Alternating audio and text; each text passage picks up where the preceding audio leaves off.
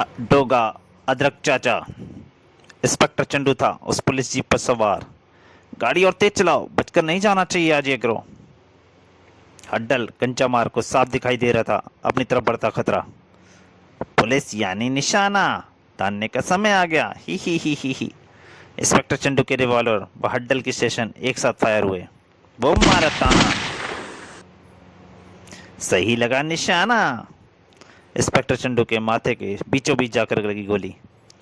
बाकी गोलियों की छलनी कर दिया जीप के ड्राइवर का जिस्म, और जीप जा टकराई सड़क किनारे खड़े एक पेड़ से और गिरोह बच निकला। अगली सुबह समुद्र के किनारे भागे जा रहे थे चारों, कल रात की अपनी जीत की खुशी का जश्न मनाते। रंगीन जिंदगी है, जो चाहते थे वह मिल गया। पूरे मुंबई में अपना राज है, चारों तरफ फैल चुका है अपना आतंक। गेंडा के खजाने के हिस्सेदार हैं हम, अब किसी चीज की कमी नहीं है। तभी ठुमरी बोल पड़ा, एक चीज की कमी है। क्या? किस चीज की कमी है तुम्हें? ताकत की, बाहुबल की। मुझे आज भी अफसोस होता है कि छन्नू ने ताकत के बल पर हमें हरा दिया था। तीनों को सच्चाई का एहसास से तकलीफ हुई। छन्नू के बारे में जानने के लिए पढ़िए डोगा और अदरक चाचा का पहला भाग, जो कि इसी चैनल पर मैं पहले डाल चुका हूँ, और जिसका लिंक आपको इसके डिस्क्रिप्शन में, जिसका लिंक इस कॉमिक के डिस्क्रिप्शन में नीचे मिल जाएगा। अरे, तो अभी भी क्या बिगड़ा है? वो देखो लायन जिम, यहाँ चलते हैं, वहाँ के सदस्य बन जाते हो और कसरतें करके खूब बाहुबल बना लें। वाह डल, फिर तो तू भी पहलवान बन सकता है यार। किंतु मजाक नहीं समझा ठुमरी ने इस बात को। लायन जिम के अंदर प्रविष्ट हो गए रातों के राजा। ठीक कहता है हड्डल, हम इस जिम के सदस्य बनेंगे। वो नहीं जानते थे कि शेर की मान में घुस गए थे वे, और कुछ देखते ही उनके मुंह से एक साथ निकला, वाह क्या चीज है, इसे नजर लग जाए मेरी। बॉबी बस देखती रह गई थी। लायन जिम का एक शेर जो वेट लिफ्टिंग कर रहा था।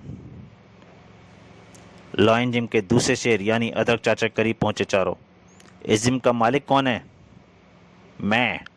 हम यहाँ के सदस्य बनने के लिए आए हैं।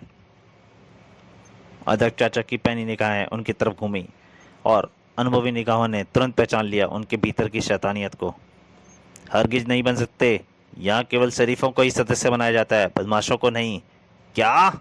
चारों के मुंह से एक साथ निकला। भग से उड़ गए उन चारों के दिमाग।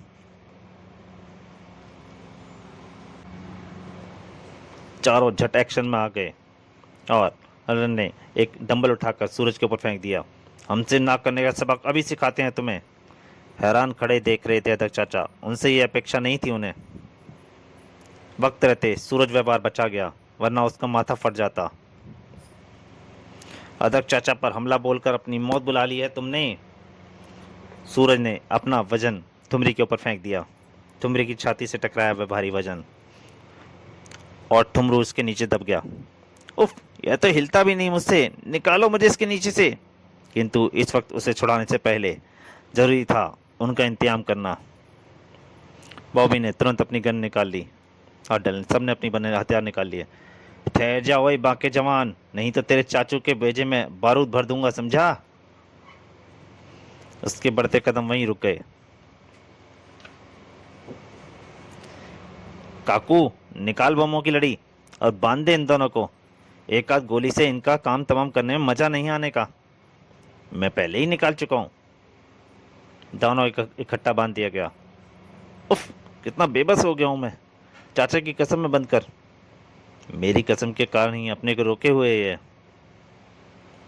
और उसके बाद बॉबी दोनों पे हमला कर दिया दोनों। अब ठीक है ना बाके जवान? खून का घूंट पीकर रह गया सूरज। चारों टूट पड़े थे उन पर। क्यों बे, हम बदमाश नजर आए तुझे? तेरे को ये छोकरा शरीफ नजर आया, हम बदमाश? दोनों के ऊपर दे वार करे जा रहे थे चारों जने, और दोनों चुपचाप सहते रहे। ठीक 12 मिनट बाद तुम दोनों के साथ इस क्लब के परखच्चे उड़ जाएंगे, और अगर ताकत दिखाकर इस बंधन को तोड़ने की कोशिश की तो ये बम अभी से फट पड़ेंगे। चारों ये नहीं जानते थे कि इन बमों से कहीं ज़्यादा भयंकर बम हैं ये दोनों। थक गए शायद चारों।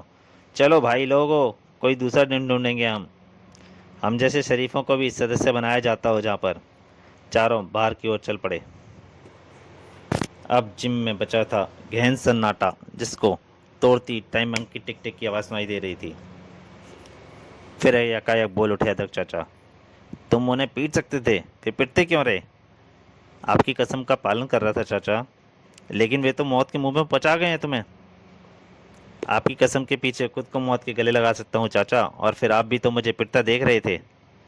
आप खुद भी तो पिटते रहे। क्या मैं नहीं जानता कि अध्यक्ष चाचा चाहते तो क्या मजाल थी उन चारों की, जो यूं भी चूं भी कर जाते। जब आप अपने शिष्य की परीक्षा लेना चाहते थे तो क्या शिष्य उस परीक्षा में असफल हो जाता? बुरी तरह भभक उठा था सूरज का चेहरा। किंतु सूरज, अब क्या होगा? स्थिति आ जाएगी, यह तो मैंने सोचा भी नहीं था। वही होगा जो मंजूर खुदा होगा। और खुदा अपना चाहा बखूबी कर रहा था। बाहर एक जीप आकर रुकी। इंस्पेक्टर चीता जिम के द्वार की तरफ बढ़ रहा था। ना जाने क्यों मुझे लगता है कि सूरज और डोगा में कोई संबंध जरूर है, और यही विचार मुझे बार बार उसे टटोलने को प्रेरित करता है। भड़ाक से खोला उसने जिम का दरवाजा अपना रौब झाड़ने के लिए, परंतु हाँ, ये क्या? जिसे मैं डोगा समझ रहा था वह तो यहाँ चूहा बना बैठा है। एक क्षण तो अवाक रह गया था वह। दौड़कर उनके करीब पहुंचा। क्या क्या है ये? किसने किस लिए किया है? दोनों ने कम शब्दों में पूरी कहानी सुना दी। उसे एक क्षण न लगा बम डिफ्यूज करने में। बड़े खुशकिस्मत हो जो कि मैं ये सही वक्त पर पहुंचा, क्योंकि जो हुलिये तुमने बयान किए हैं वे उन्हीं चार हत्यारों के हैं जिन्होंने मुंबई में कत्लेआम मचा रखा है। हैरान रह गया था सूरज यह जानकर कि उसके इतने करीब से निकल गए थे वे चारों हत्यारे। इंस्पेक्टर चीता बहुत उत्तेजित नजर आ रहा था। मुझे इन हत्यारों की खोज का चार्ज मिला है। तुम उन्हें अच्छी तरह पहचान गए हो। रात को शहर की गश्त के वक्त तुम मेरे साथ रहोगे। तुम्हारे साथ मुझे उसे पहचानने में आसानी रहेगी, और अगर इस बार भी डोगा मेरी इस मदद को आया तो मैं समझ जाऊंगा कि तुम डोगा नहीं हो।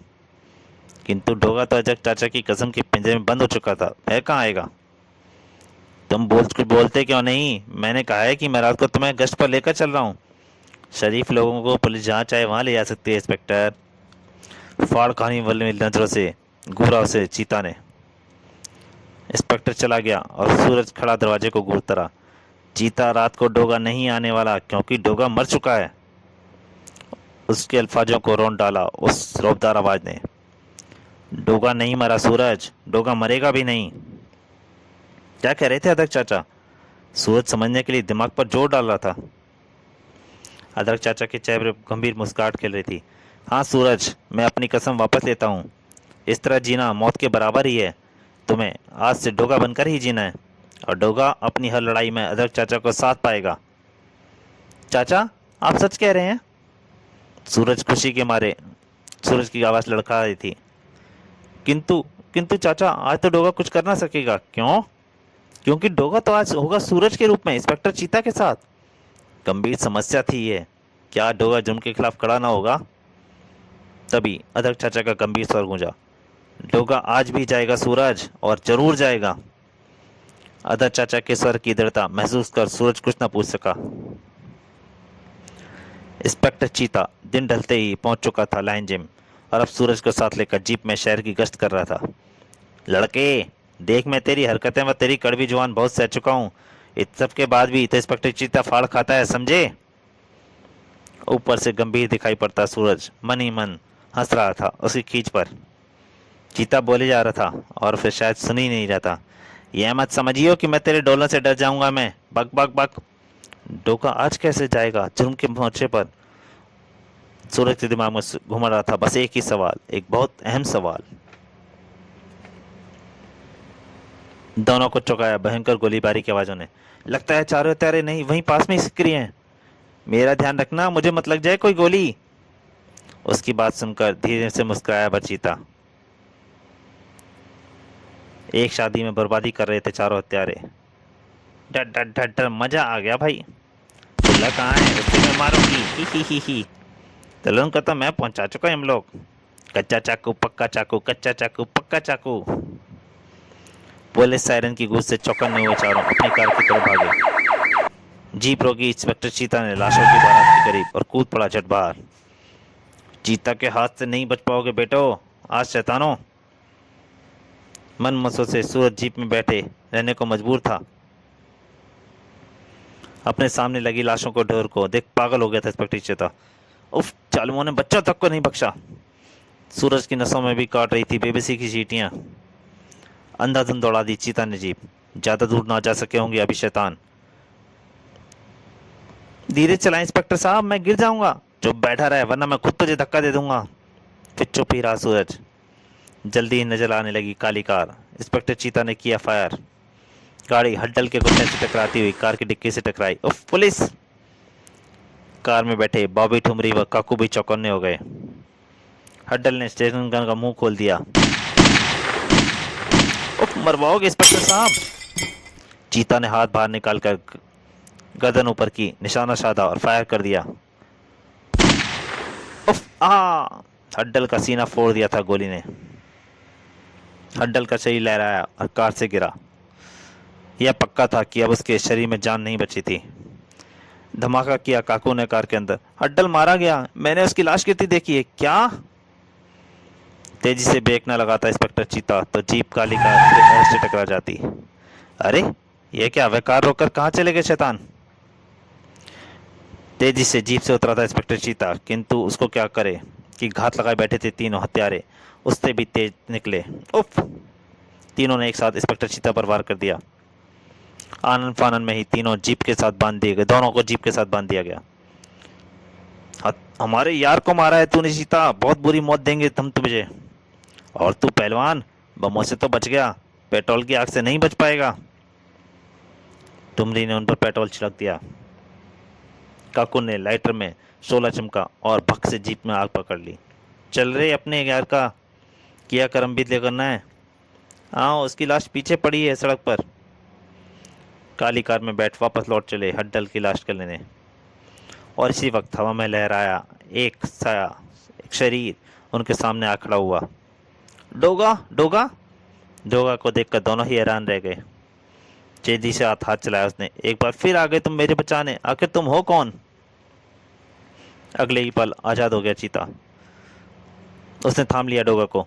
आज मैं तुम्हें नहीं जाने दूंगा, तुम्हें बताना ही होगा तुम हो कौन। उस निर्दोष को बचाओ चीता, मैं कौन हूं यह तुम कभी नहीं जान पाओगे।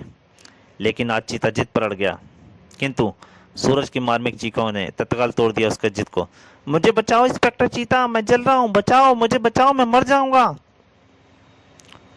डोगा के हाथ से चाकू लेकर वह सूरज की तरफ पलटा।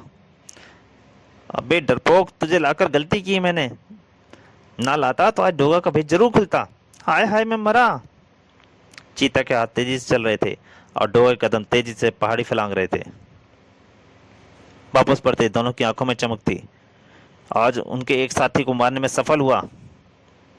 मैं पहचान गया जिसने डोगा के रूप में आज डोगा की असलियत खुलने से बचा ली। जीप पर चली थी लाइन जिम की ओर। उधर हड्डा की लाश लेकर वे तीनों पहुंचे गेंडा के पास। गेंडा, हमारा एक साथी मारा गया, इसका बदला लिया जाएगा। कल मालनगर झुग्गी चौपड़ी कॉलोनी में कत्लेआम मचाकर और सारी कॉलोनी को जलाकर उनके दिलों में हिंसा की आग धधक उठी। सूरज को इंस्पेक्टर चीता ने लाइन जिम के बाहर उतार दिया। अच्छा भाई डरपोक पहलवान, good night. Good night inspector साहब। फिर सूरज की जिम की तरफ बढ़ चला और इंस्पेक्टर चीता पुलिस हेडक्वार्टर की तरफ। अंदर घुसते ही उसे नजर आया डोगा उप अध्यक्ष चाचा। मैं पहचान गया था आपको अध्यक्ष चाचा, मैं पहचान गया था आपकी आंखों में झांकते ही कि डोगा बनकर आने वाले आप ही हैं। हाँ, किंतु इंस्पेक्टर चीता भी पहचान जाता अगर उसे उस वक्त यह शक हो जाता कि आज डोगा बिना हथियारों के क्यों आया है। अध्यक्ष चाचा को हथियार मिलते भी कैसे, क्योंकि वे तो रहते हैं डोगा की कुत्ता फौज के पास और कुत्तों की भाषा केवल जानता है असली डोगा यानी सूरज। इंस्पेक्टर के चीता दिमाग में उस वक्त चक्कर काट रहे थे कई प्रश्न। कौन है ये और क्या चाहते हैं कातिल, क्यों मारे जा रहे हैं निर्दोषों को? कोई बहुत बड़ा रहस्य है इस कत्लेआम के पीछे, किंतु उसके पास इस प्रश्न का कोई उत्तर नहीं था। तो दोस्तों, डोगा अध्यक्ष चाचा का ये भाग यहीं तक। अगर आपको कॉमिक अच्छी लगे तो प्लीज़ लाइक कीजिए और ज़्यादा से ज़्यादा शेयर कीजिए। इसके अगली कॉमिक गेंडा मैं जल्दी आपके सामने हाजिर होऊंगा। तब तक के लिए नमस्कार।